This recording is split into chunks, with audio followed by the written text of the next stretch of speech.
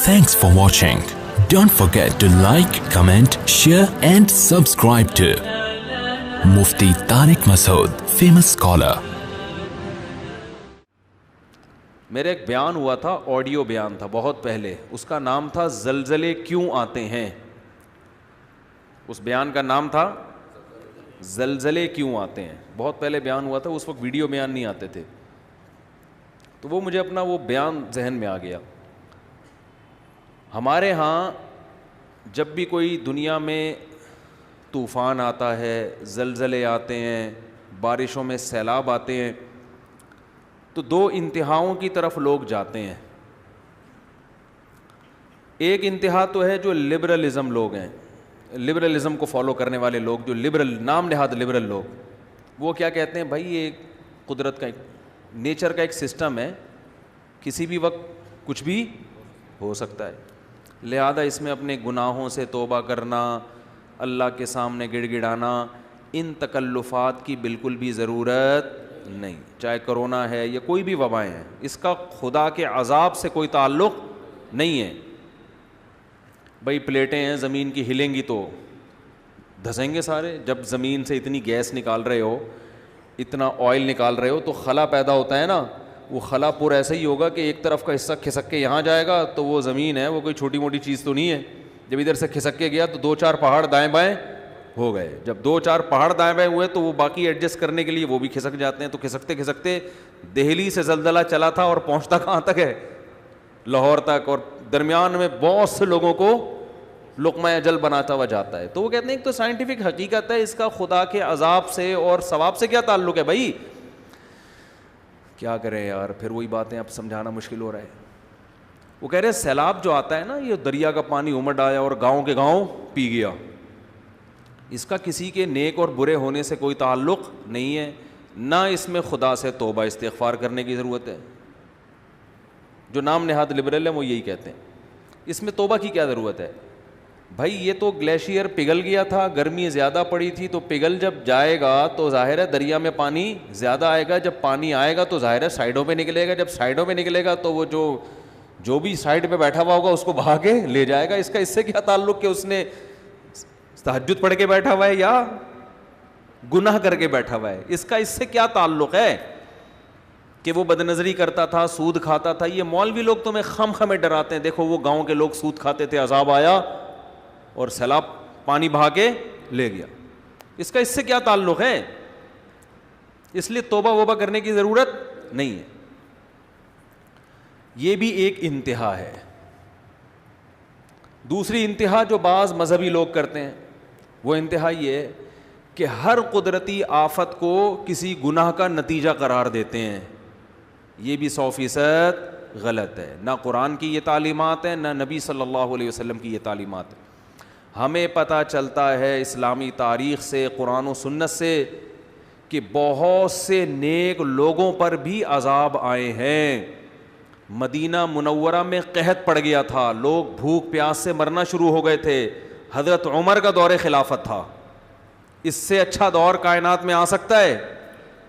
قحط پڑا ہے, طاعون کی بیماری پھیلی, 25,000 صحابہ اور تابعین لقمہ اجل بن گئے, جو اس وقت دنیا کے بہترین لوگ تھے, مگر وبا پھیلی ہے اور ہزاروں لوگوں کو اس نے لپیٹ لیا, جن میں زیادہ تر صحابہ اور تابعین تھے. نہیں آ رہی بات میرا خیال. تو یہ کہنا کہ وہاں زلزلہ جو آیا تھا تو اصل میں وہاں اس قسم کے لوگ رہتے تھے اس لیے آیا تھا, تو کوئی بھی جب قدرتی آفت آتی ہے اللہ کی طرف سے, اس کو لازمی کسی گناہ کا نتیجہ قرار دینا, یہ بھی قرآن و سنت کی تعلیم کے خلاف ہے. آفتیں نیک لوگوں پر بھی آتی ہیں اور برے لوگوں پر بھی آتی ہیں. ہم قرآن و سنت میں جب غور کرتے ہیں نا, تو ہمیں 2 قسم کی آفتیں ملتی ہیں, اس زمین پہ ہوتی ہیں 2 قسم کی. ایک آفت تو وہ قرآن نے بیان کی ہے جس میں واقعتاً 100% گناہ کا دخل ہوتا ہے, اور وہ اس عذاب کی کوئی سائنٹیفک لاجک نہیں ہوتی, وہ قدرت نے اپنی طرف سے کام کیا ہوتا ہے جس کا کوئی بظاہر سبب موجود نہیں ہوتا. ایسی آفتیں بھی آئی ہیں, جیسے قوم عاد اور قوم سمود پر جو عذاب آیا, قرآن کے ظاہر سے پتہ یہ چلتا ہے کہ اس عذاب کی کوئی ریزن، یعنی کوئی ریزن کا مطلب کوئی سائنٹیفک لاجک نہیں تھی اس کی. جب اس قوم کی نافرمانی حد سے بڑی ہے، اللہ کو غضب آیا، اللہ نے آسمان سے بادل بھیجے، قوم کہنے لگی ھذا عارض ممطرنا، یہ تو گہرے بادل ہیں، ہمیشہ سے آتے ہیں، بارشیں برسیں گی. ان کے پیغمبر نے کہا بل ہوا ما استعجلتم بہ، اس سے بارش نہیں برسے گی، اس دفعہ اس بادل سے کیا برسے گا؟ پتھر برسیں گے. اللہ ہم سب کو پناہ میں رکھے. اور ایسے پتھر برسیں گے تدمر کل شیء بامر ربها، ہر چیز کو اللہ کے حکم سے یہ پتھر توڑ ڈالیں گے. اور ایسی ہوائیں اللہ نے بھیجی کہ 7 دن 8 راتیں،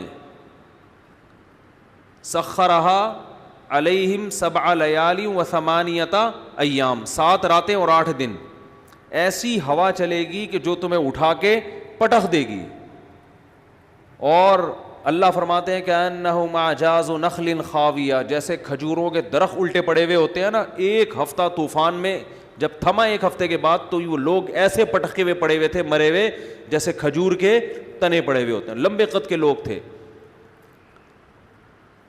نوح علیہ السلام کی قوم پر جو عذاب آیا، عذاب کے کوئی آثار نہیں تھے. ان کے جو محکمہ موسمیات اس دور کے تھے، وہ جو آثار دیکھ کے بتاتے تھے، ظاہر ہے یہ تو ہر دور میں کچھ لوگ علامتیں دیکھ کے بتاتے ہیں نا، تو وہ کہہ رہے تھے کہ کوئی بارش کی رپورٹ، بولتے کیوں نہیں بھائی، نہیں ہے. تبھی وہ حضرت نوح علیہ السلام کا مذاق اڑاتے تھے. حضرت نوح علیہ السلام جب کشتی تیار کر رہے تھے اللہ کے حکم سے، تو قرآن کہتا ہے کلما مر علیہ ملأ من قومہ سخروا منہ، جب بھی لوگ گزرتے مذاق اڑاتے.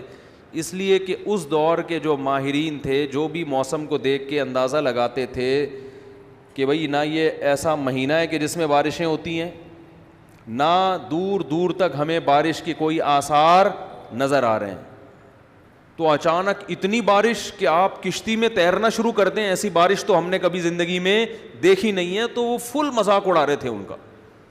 سخروا منہ، قرآن کہتا ہے ہمیشہ جب بھی گزرتے مذاق اڑاتے کہ معاذ اللہ ان بے وقوفوں کو دیکھو کہ نہ بارش کا سیزن ہے، نہ بارش کے دور دور کوئی آثار ہیں، اور اگر بالفرض بارش غیر متوقع ہو بھی گئی تو اتنی بارش تو ہم نے زندگی میں کبھی نہیں دیکھی کہ آپ اس میں باقاعدہ کشتیاں بنا کے پہلے سے بیٹھنے کا انتظام کرو. یہ تو حماقت ہے.